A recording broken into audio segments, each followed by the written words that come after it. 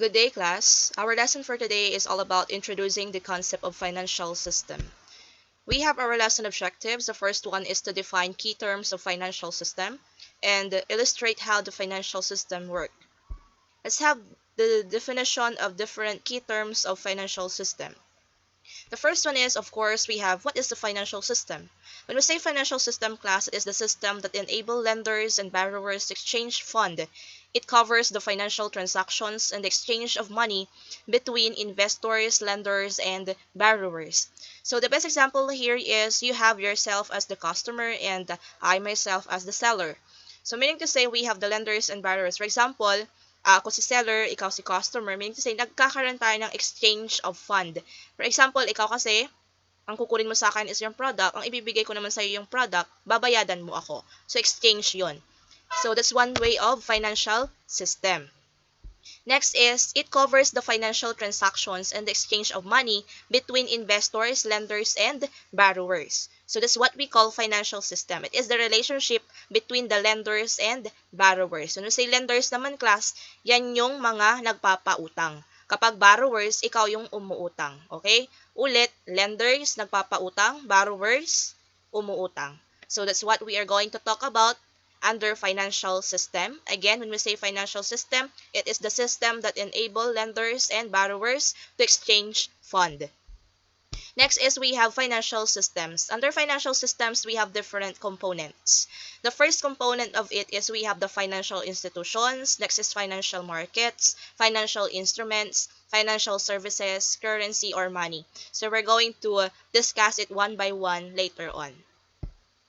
Another term to define is we have financial markets. When we say financial markets, class, it was an organized forums in which the suppliers and users of various types of funds can make transactions directly. So meaning to say, under this one, we have what we call forum. Yan yung mag-uusap-usap yung suppliers and users kung nagtutugma pa rin ba yung pinoprovide nila na product doon sa klase ng fund na nagkakaroon sila each transaction. So, yan po yung pag-uusapan nila kung pwede bang magkaroon sila ng transaction directly through different or various types of funds. So, yan yung tatandaan mo kapag financial market, forum. Kapag financial market, forum. Under financial market, class, we have different types of it. The first one is the money market, capital market, derivatives market, commodity market, foreign exchange market, and spot market. Meaning to say, under financial market, we have 6 types. Money, capital, derivatives, commodity, foreign exchange, and spot. That's what we call types of financial market. Another term to define is we have financial institutions. When we say institution, remember the word intermediaries. When we say intermediaries, class, it is a channel, the savings of individuals, businesses, and governments into loans or investments. When we say channel, yan yung nagiging daan, okay? So if we're going to talk about financial institutions, class, these are the perfect examples. We have the commercial banks, insurance companies, management investment companies, savings and loans, credit unions, investment banks naman po, we have brokerages, investment companies, non-bank financial institutions, the shadow banks. So, those are what we call financial institutions. Yan yung channel. So, kapag channel or intermediaries ang nabasa mo, ang pinag-uusapan natin ay financial institution. Again, when we say financial institution, intermediaries. Aside from intermediaries, channel. Okay?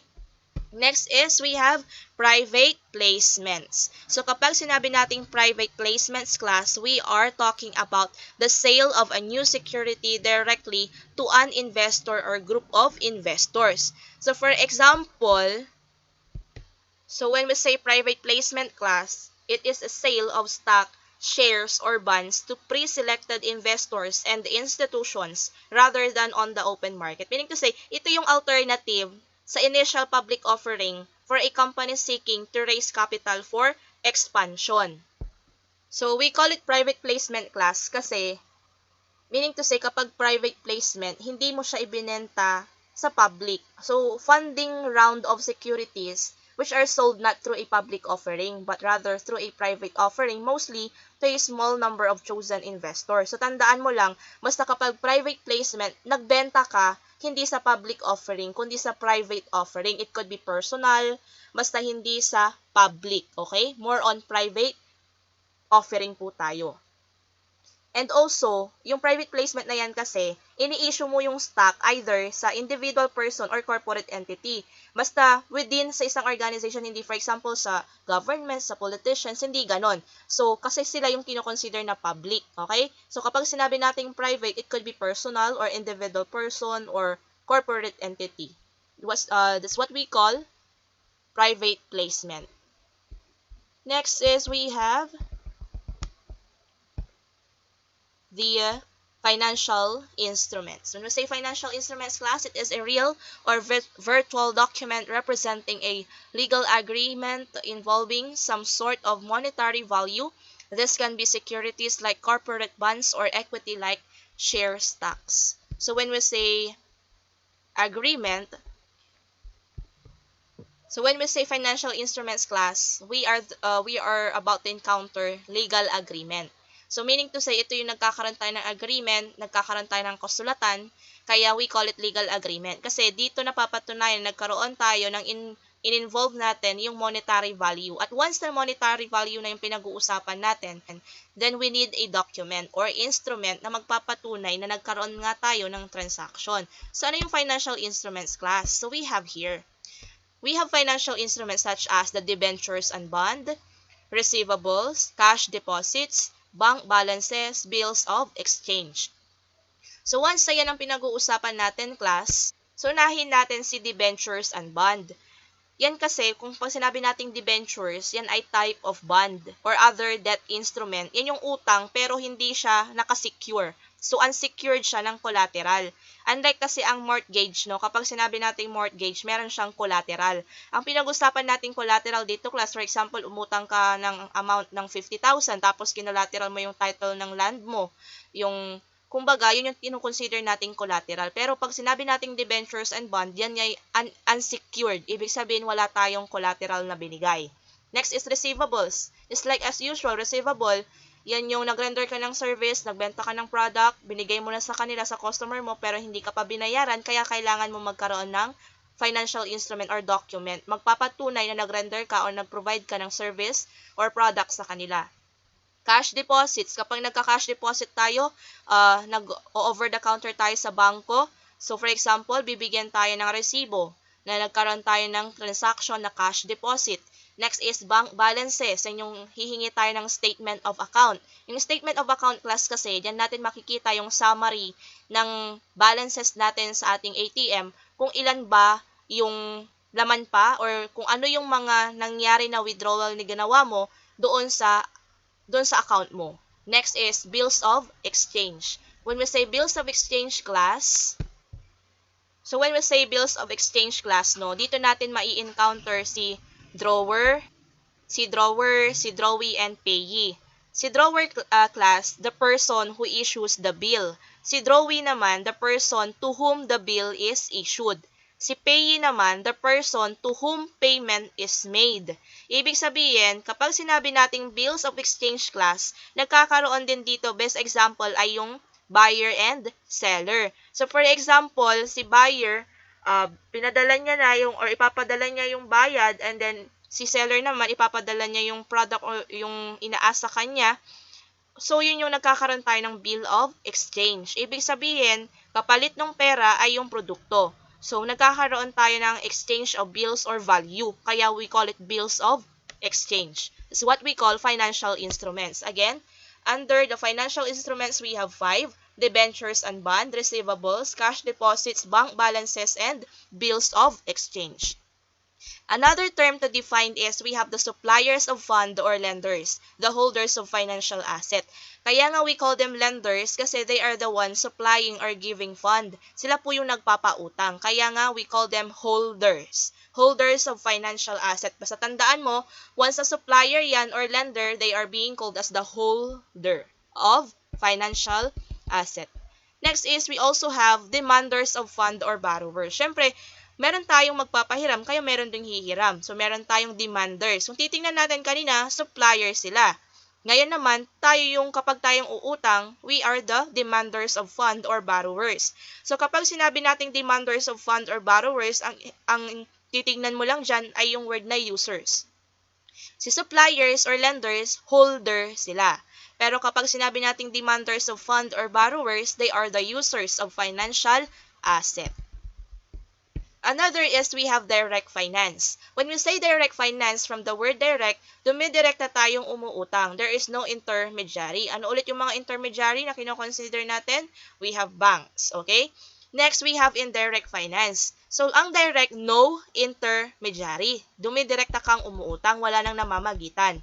Pero kapag sinabi nating indirect finance class, we are talking about a lending which are included the intermediary. Meron tayong intermediary na kasama sa indirect finance. So to remind you, when we say direct finance and indirect finance, they are or these are the method of transferring funds. So we have two methods of transferring funds. We have direct finance and indirect finance. Let's have an illustration of these two. We have here direct finance and indirect finance. Ano ang advantage ng direct finance class? Kapag sinabi nating direct finance kasi, wala na siyang intermediary, wala nang namamagitan. So for example, ikaw yung magpapautang, wala nang intermediary, tapos ang interest ay 7%, marireceive mo ng buo yung interest, kasi direkta, no? Pero kapag indirect class, so for example, magpapautang ka, tapos sa bangko mo pa idadaan yan, ibig sabihin, for example, 10% yung interest, ang mabibigay sa intermediary 5%, 5% na lang yung darating sa'yo. So, ganun yung pinagkaiba ng direct finance sa indirect finance. Again, kapag sinabi nating direct finance at indirect finance, ito yung two methods of transferring funds.